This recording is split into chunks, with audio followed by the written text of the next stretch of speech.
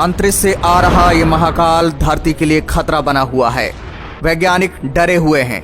इस महाकाल के चंगुल से हमारी धरती कब आजाद होगी, ये सोच सोच कर वैज्ञानिक पूरी तरह से परेशान हो गए हैं।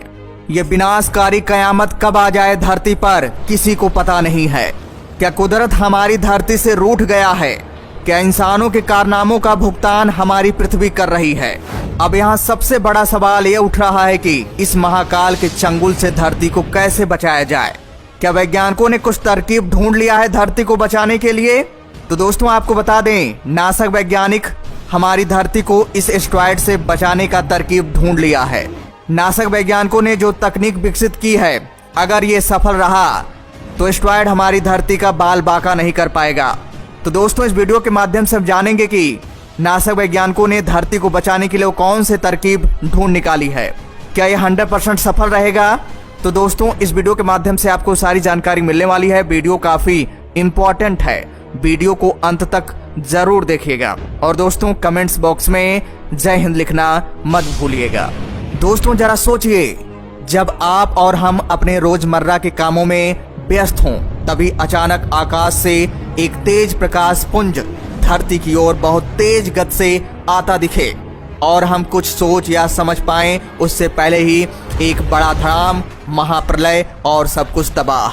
हम आपको डरा नहीं रहे हैं, बल्कि एक ऐसे खतरे की ओर आगाह कर रहे हैं जो अंतरिक्ष में हमारी धरती की तबाही के लिए कभी भी जिम्मेदार हो सकते हैं। ये कोई कपोर कल्पना नहीं, बल्कि हकीकत है कि एक बार पहले भी डायनासोर्स युग में ऐसा हो चुका है, जब अंतरिक्ष से आई आफत ने पूरे युग को समाप्त कर दिया था।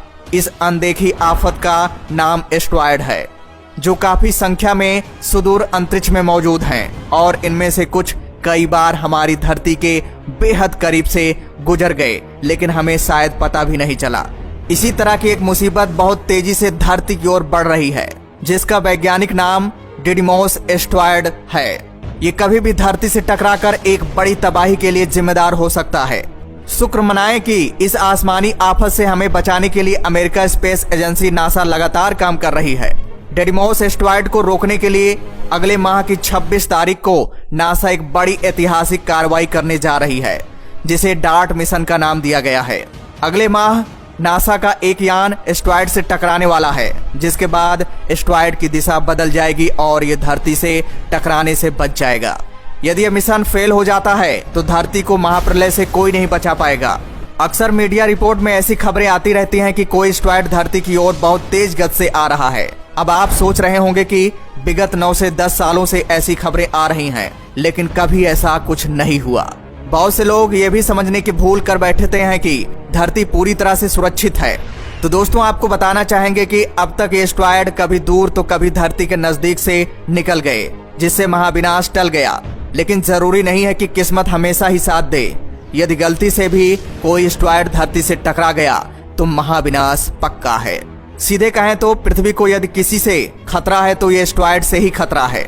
अगर धरती की ओर आ रहे एस्टेरॉयड की दिशा में बदलाव न हो तो प्रलय तय है।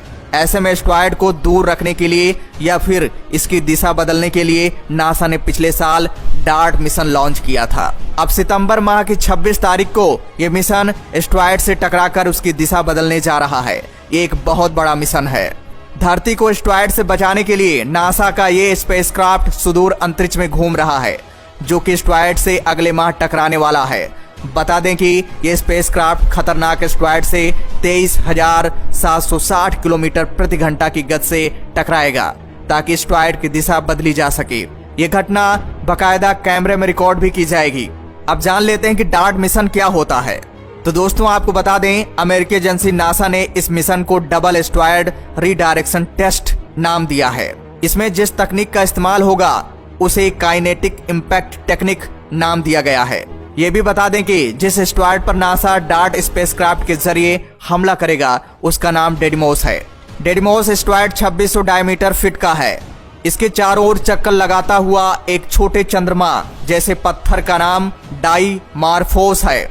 यान की टक्कर इसी से कराई जाएगी, जिसका व्यास 526 फीट का है। नासा इस छोटे चंद्रमा जैसे पत्थर को निशाना बनाने जा रही है, जो डिडिमोस से टकराएगा। इसके बाद दोनों की गति में होने वाले बदलाव का अध्ययन धरती पर मौजूद टेलीस्कोप से किया जाएगा। डार्ट स्पेसक्राफ्ट की गति कितनी होगी? तो दोस्तों आपको बता दें, नासा के वैज्ञानिकों के अनुसार इस टक्कर के बाद काइनेटिक इम्पैक्ट टेक्निक की क्षमता का ज्ञान होगा। हालांकि ये भी देखना है कि सिर्फ इतने से काम पूरा हो जाएगा या फिर धरती को ऐसे एस्टेरॉयड से बचाने के लिए कोई नई तकनीक खोजनी होगी। नासा का ये स्पेसक्राफ्ट डाइमोस एस्टेरॉयड के चंद्रमा यानी डाइमार्फोस के करीब 24,000 किलोमीटर प्रति घंटा की रफ्तार से टकराने जा रहा है। योजना यह भी है कि डार्ट स्पेसक्राफ्ट की गति धीमी करके उसकी डिडीमोस के चंद्रमा से टक्कर कराई जाएगी। यदि टक्कर से डाइमार्फोस की गति में जरा सा भी बदलाव आता है तो वो अपने एस्टेरॉयड डिडीमोस से टकराएगा, जिससे दोनों की गति और दिशा में मामूली अंतर आ सकता है। ज्ञात रहे कि सुदूर अंतरिक्ष में 1 डिग्री और 1 किलोमीटर की गति भी बड़ा बदलाव लाने में सक्षम है। यदि ऐसा संभव हो पाया तो धरती को विनाश से बचाया जा सकता है। तो दोस्तों, नासा वैज्ञानिक हमारी धरती को बचाने के लिए लगातार मेहनत कर रहे हैं, इसलिए हम सबको डरने की जरूरत नहीं है। तो दोस्तों, वीडियो को सभी तक शेयर करिएगा ताकि सभी लोग इसके बारे में समझें और जानें और जागरूक हों। तो दोस्तों, जय हिंद, जय भारत।